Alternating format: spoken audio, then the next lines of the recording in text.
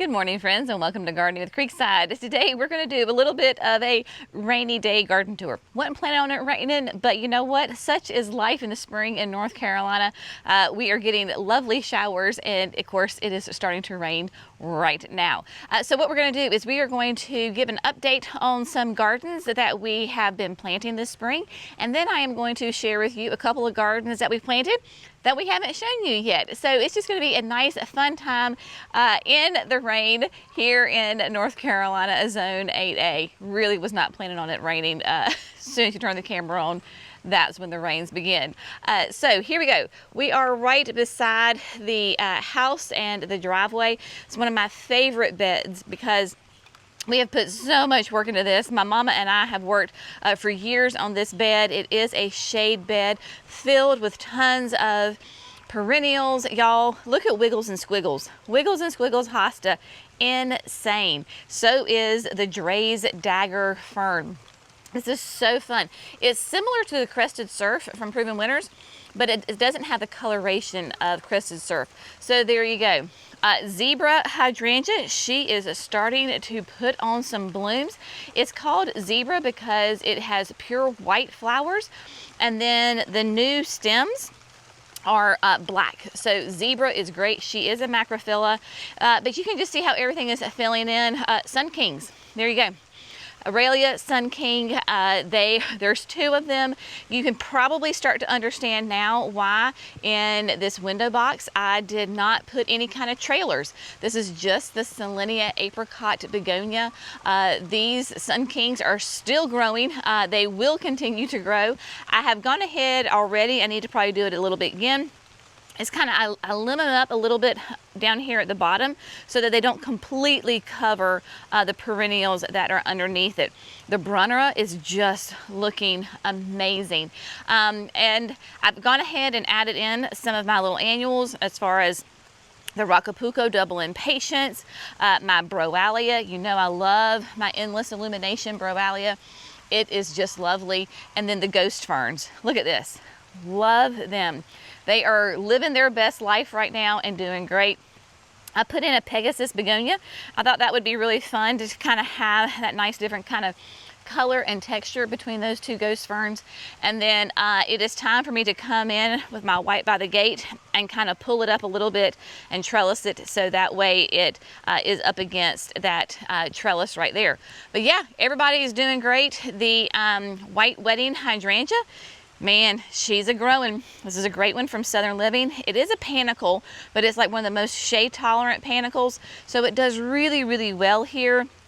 And it is filling in the back. So very happy about that. And then we're gonna pivot literally right behind us. This is that new bed we put in this year where it has, it's a long skinny bed, and I just had a lot of fun putting in. I kept it simple as far as the design, but the impact is going to be massive, and they are filling in so nicely. So we have the Double Up Pink Begonia. These guys can do sun or shade. This is a full sun garden. The flowers are small, but they are prolific. And they have that beautiful double flower. So those are all the way down. Then we have Diamond Frost, which will be that nice light airy. And then we have the Sun Patience. Blush Rose, I want to say maybe this is that color. But yeah, so it makes a nice impact. This is like, I want to say 70 feet. If I'm not mistaken. So yes, this spot is doing great. Just having to keep, you know, some water on it. When it stops raining, I water it. But right now, we're certainly not in that pattern. Okay, we're gonna hop on over to another garden. I'm gonna grab a raincoat and I'll meet you in the backyard. All right, so I've got my raincoat, headed to the backyard, but y'all, I have to tell you about these Fairy Trail Fresco hydrangeas. These are brand new on the market this year. We have them in quarts. That's how I was able to grab them, because for the online store, we have them in quarts. If you remember, we had these unique stone urns and pedestals that used to be up in the cottage garden where the garden boxes were. When we redesigned it, they just didn't fit there anymore. So I grabbed 4 of the quart size Fairy Trail Frescos and planted them in here. Dear heavens to Betsy, I absolutely am so impressed with this hydrangea. Y'all, like I said, these were quartz. Look at the colors. Of course, the fairy trails are known for their kind of cascading habit. So you can see, like over here, we're starting to have kind of that cascade look. But look on the same plant. You've got pinks and purples. The new blooms are coming out in a beautiful kind of that creamy white yellow. I mean, literally, so I planted these in the black gold, I can't remember if it was raised bed mix or ultra outdoor. One of the two. I can't remember which one it was. And that's it. I've watered them, and the Lord has watered them with the rain. But look how phenomenal these are. So if you see a fairy trail fresco, grab it. I think we still have some available online. So that is a great example, because people will ask, they're like, okay, so I bought a quart-sized shrub, so what do I do with it? Well, if you want to go ahead and plant it in the landscape, you can. Just gonna have to kind of keep an eye on it, right? I mean, like you would any other shrub. Or if you have containers that you want to put them in, do that. So my plan is that they're going to stay in those containers this summer, and then this fall I will go ahead and put them into the landscape. Because with me in North Carolina rather, in the South, hydrangeas do the best when you plant them in the fall. That way they have all winter to get their roots established. So there you go, fairy trail fresco. Love it. Now, speaking of love, look at the backyard. Of course, you were with us when we kind of redesigned this flower bed. The double play doozies are insane. They are stunning. You would never know that I moved them. They were actually more in the center of the bed. So Jackson dug them up with the excavator. We planted them here. The unplugged white salvia is lovely. The mini vista plum veined is doing great. Even after all this rain, they still look this good. We have the Poet's Wife rose that I moved from the fountain bed into here. Look at them. Now these were what you would consider like mature roses. But man, they took them a minute when I moved them. They have adjusted to their new home and are doing lovely. So we've got 3 of those Poet's Wives roses. And then of course the meteor shower, she has started to bloom as well. Cannot wait to see just how these beds grow and develop all throughout here, doing just great. And then of course we have the doozies on this side as well. Oh my gosh. Y'all, I trimmed these things down big time this spring, and they are coming back with a vengeance. Of course, we have had some of this heavy rain. Like we've had over probably close to 6 inches of rain just this week. So they're starting to give up just because the flower heads are so full of water. Once they dry out, they'll pop right back up. But yeah, the double play doozies are just phenomenal. And then look at the Incrediballs. They are covered in buds. So we have got tons of gorgeous flower buds on those Incrediballs. They are just going to do amazing, as is one of my favorite petunias, the Super Petunia Mini Vista White. So loving how all of this is looking. It is about time I can go ahead probably and trim back my foliage on my daffodils. They're yellow. That means they've got good energy. I can go in, clean them up, and you'll never know that they are there. And then flipping on over here, not that this is new, but I just have to show you. So we saw Fairy Trail Fresco. Now this is just the original Fairy Trail Bride. Pure white. So imagine the frescoes this size. Fairy Trail Bride, she's been a little temperamental as far as trying to get her to bloom. This is the first year she has bloomed this well, and so she's fabulous. I love it. But she has huge, pure white petals on her, just massive. Again, that cascading habit on it. Update on the Let's Dance Skyview hydrangeas and the Diamond Snow Euphorbia. So we planted 3 of these guys, hydrangeas, underneath this maple tree, and they've done just remarkably well. It does have irrigation on this bed, but I have not really used it at all because we've been getting so much good rain. You can see that they are just happy, nice, really dark green, covered in buds. These two over here are kind of a little bit more advanced as far as like their blooms. They are currently pink, which is interesting because of course we have more acidic soil here in North Carolina, but it could be the combination of the fertilizer that was in the pot. Of course we did build this up with that ultra outdoor planting mix. So that's the fun thing, is that you never really know what the colors are going to be, and it could change from year to year based on your soil's pH level.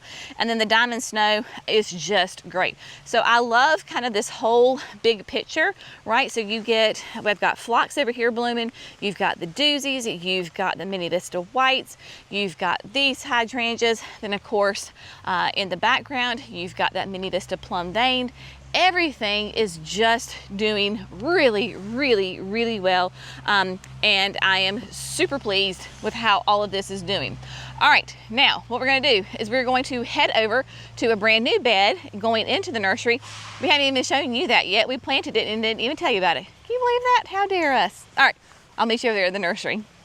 Okay, my friends, so Jerry and I planted this side of the entrance bed almost 2 weeks ago now. So I'll give you a little tour and give you an update before we get started on the new stuff. Let me show you what, you were with me when I planted these 3 flowerful hydrangeas. This is a new one that is a smooth, it's an arborescent, right? So it is, think of like an Incredible, right? So it's supposed to be even better than Incredible. You know how much I love my Incredibles, so we will see.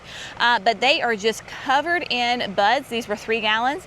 Planted them this spring, and so like early spring. Yeah, and they are doing great right here. Of course, I will keep you updated on those as well.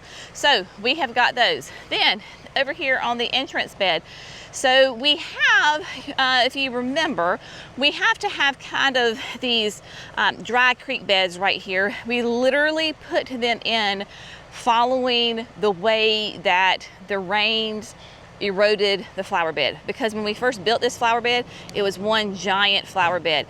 Of all the rain that we get, and we are, of course, this is on a hill, and the creek is literally right behind these Chindo viburnums. So of course all the water comes this way, and this is where it was cutting through the flower beds.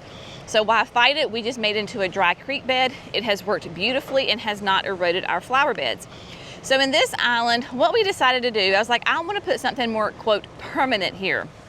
So we put 3 of the watermelon ruffles perennial hibiscus. These are from Walter's Gardens. You can see, of course, that these beds have irrigation. We need to come back through and put a little top layer of mulch, but they're fine for now. Watermelon ruffles is going to have green leaves, but they're not just solid green. They have a little bit of a darker tinge to them. The most stunning flowers you have ever seen. Obviously, they are going to be that watermelon red pink color. They're ruffled, they overlap one another. Unbelievable. So the way that we planted these 3 in kind of a triangle is that as they grow, they're going to look like one giant hibiscus, right? So as soon as you come through the gate, boom, you are going to see these babies, and man, they are going to make a huge statement. So we have those, and of course, because they're perennials, they will stay here from year to year. And then over here, what we did, we have the Supertunia Vista Jazzberry. She is down front. And I literally, when I planted these, I planted everybody on an emitter. And so that way, when the irrigation runs, it's automatically, they're gonna get lots of good rain, water, and be very happy. So we have the Supertunia Vista Jazzberry. Then we have kind of the double layer here of the Graceful Grasses Skyrocket. That is going to bring me some height, texture, movement. Behind those is going to be a little bit taller is the Wicked Witch Coleus. Some of these I doubled up, and some of them they are single, but against the Skyrocket in front of them with that color on them, it is going to be gorgeous. Color Blaze Wicked Witch will get big, like 3.5 feet tall, so it's going to be huge. And then behind those we have Rockin' Playing the Blues Salvia. So we planted these for that big, huge impact, right? This is literally the entrance bed. before you come through, like the nursery is right there, you pass by this, you're going to see it, whether you're walking or whether you are driving, you're going to see this. And before long, once those temperatures really start to get going, man, they are going to fill in. You will not be able to see one drop of soil or mulch or anything. It is just going to be this abundance of flowers and color and texture and movement. So there you go on that. You might see we have a tractor trailer here. He is delivering wood for the pergola. So we're going to be hopefully working on the pergola some today. So Jerry had some lumber ordered, and there you go. Now, another bed we have not shown you is this week our staff got the display beds here in front, gone ahead and gotten them planted. So this is where we kind of showcase those new introductions, whether they are the proven winners or whether they are other genetics new to us that we are testing out.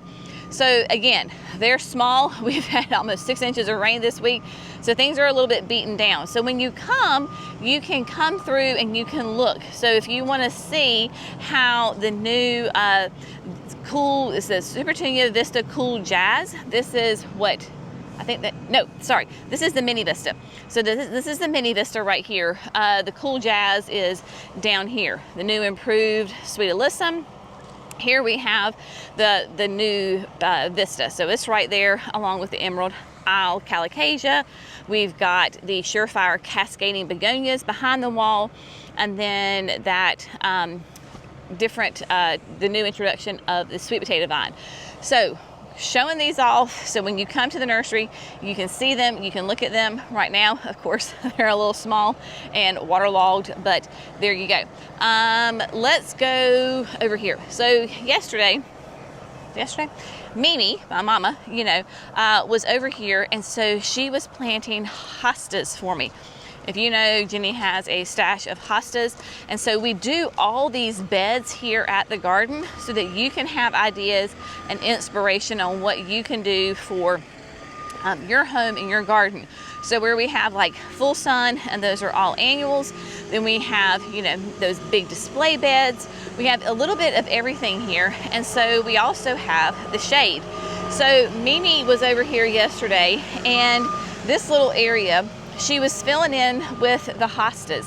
And y'all, she is so good, you can't even tell what's new and what has been here. So like, for example, this is new. This is the Echo of the Sun. Gorgeous, bright chartreuse. Love it how she kind of intermingled it right there between those two pine trees. And of course, the unique stone displays. I mean, she just has everything in here and just looking amazing, right? So she added like a stained glass hosta. We've got, I'm trying to see what all the different ones we have, but just know that when you come to the nursery that you're going to be able to see all these different gardens and the way that she kind of has designed them. Here we have Miss America, the Shadowland Miss America. Nice, bright, creamy center eye on that. And then let's see, over here, I see some more. Yeah, so we really want to show you like ideas, because we get people all the time, they're like, well, I live under pine trees. What can I do?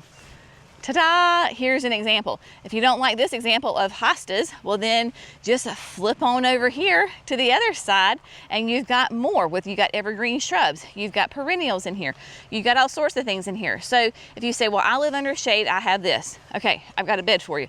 Well, I live in the hot, full, blazing sun. Okay, well, I got a bed for that for you too.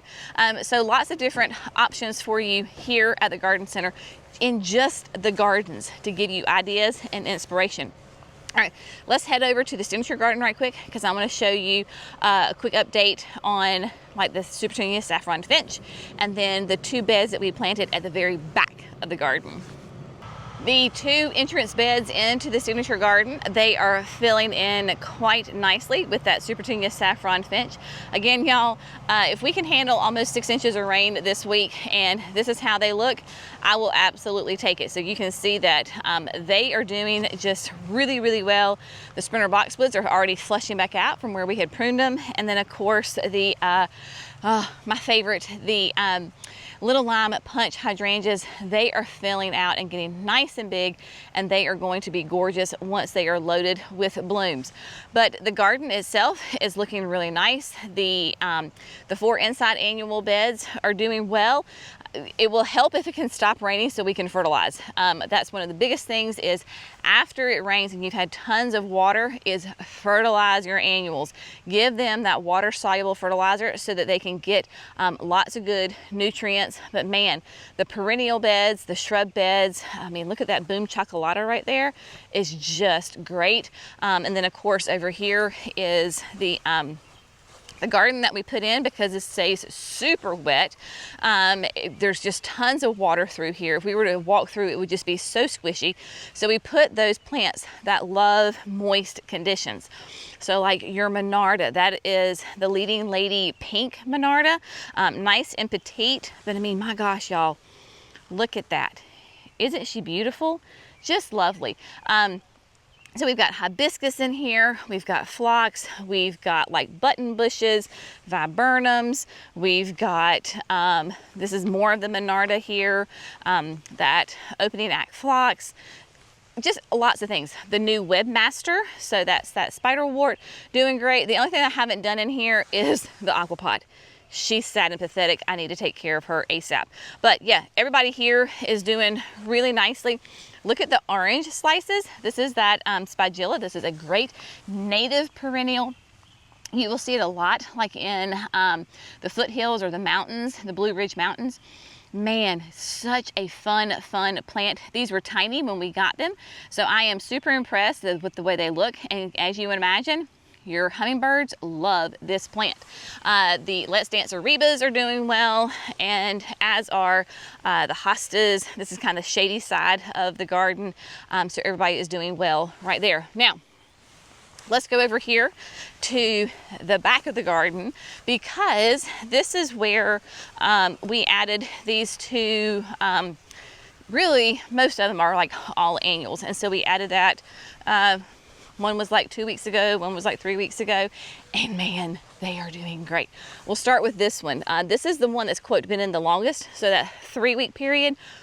Y'all, you can see this all the way back from the pines where we were, because we have got those sun patients that are just really that nice light pale purple, showing up really nicely.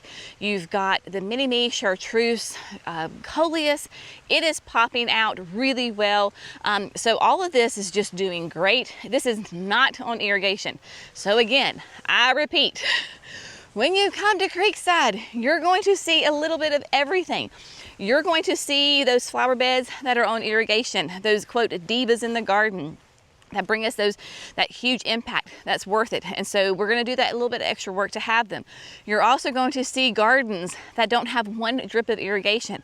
It's all about finding the right plant and planting at the right time, and then of course amending the soil. Give the plants what they need, and you can have gorgeous plants, a gorgeous garden, without one piece of irrigation. So the only thing that has happened here is that it has rained, because we can't reach a hose here. We would have to get the tractor with the big old water tank on it to water. Have not had to do that yet this season. So doing so well. So whether it is the sun patients that are doing great, the tough stuff hydrangeas that are all back through here, they're hanging in. I mean, like, all of this was planted this year. The only thing that was not planted a couple weeks ago was the Midnight Express redbud, and then the Aphrodite sweet shrub. And yeah, everything else was planted just those couple of weeks ago, and they are doing great. So there you go on that. And then here we have the newest addition to the signature garden is this hill, right? So that woodland hill, Jackson and his buddy came in yesterday and got mulch spread out. So now we have mulch in here. There's no more red clay that is showing. So praise the Lord on that. It just looks so much neater and tidier. Obviously we want to put mulch down on top of that bare native soil, because really there's two reasons. One, erosion, right? We want to help with the erosion. Two, it is like the #1 way to help reduce weeds. put a nice thick layer of mulch on it, and that helps suppress a lot of weeds. Are things still going to come up? Yes, they are. We can take care of them, not a problem. Is it going to be completely overrun with weeds, or we're dealing with grapevine in here, briars, not too much honeysuckle. It's the grapevine and the briars in here that we're dealing with the most.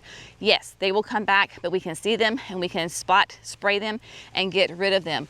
But the trees are doing great. Of course, we added Kusa dogwoods in here, some Japanese maples. Oh, I see a Kusa that's blooming down here on the end. And then we have the Surefire red begonias and the Mini-Me Chartreuse coleus. Now, the boys did not put mulch between the plants, so I want to do that because, again, weeds. Weeds, clean it up, make it look nice and neat and tight. What they used, the mulch in the back, was kind of that bulk mulch that we have. I don't know if it would be considered a double hammered. I'm not really sure.